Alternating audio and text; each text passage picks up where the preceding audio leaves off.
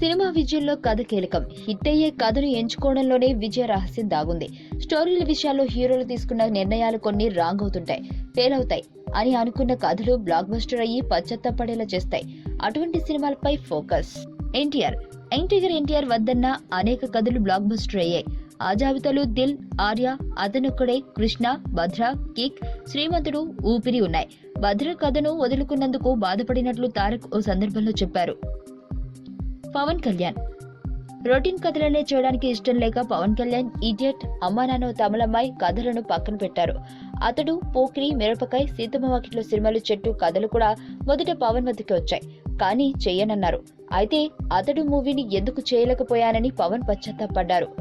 మహేష్ బాబు పాత్రలు తన body language కి సూట్ కావని మహేష్ బాబు అద్భుతమైన కథలను చేయనన్నారు.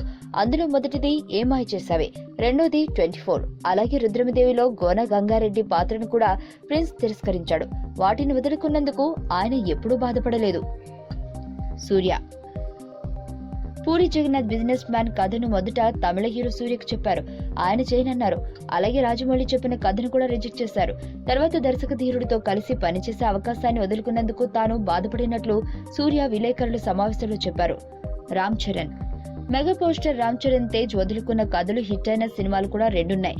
అవి ఎటో వెళ్లిపోయింది మనసు, ఓకే బంగారం. అటు అవార్డుల పరంగా ఇటు కలెక్షన్ల పరంగా ఈ సినిమాలు విజయవంతమై చెర్రీకి పాఠాలు చెప్పాయి. ప్రభాస్ ఎన్టీఆర్ కెరియర్ లో బ్లాక్ బస్టర్ అయిన సింహాద్రి కథ మొదట ప్రభాస్ కి వినిపించారు రాజమౌళి.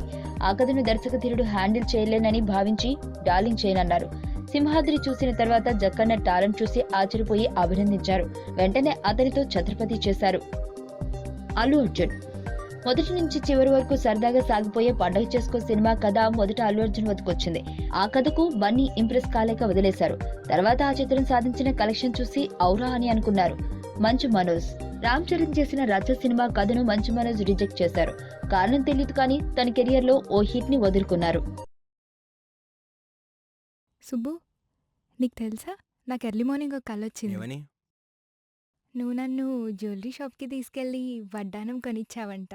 ఏ టైంకి? గుర్తులేదు సుబ్బు, 5కి అనుకుంటా. అదే మరి 5కి మీ బాబు వచ్చి బిల్లు కట్టినట్టు నాకు కాల్ వచ్చింది.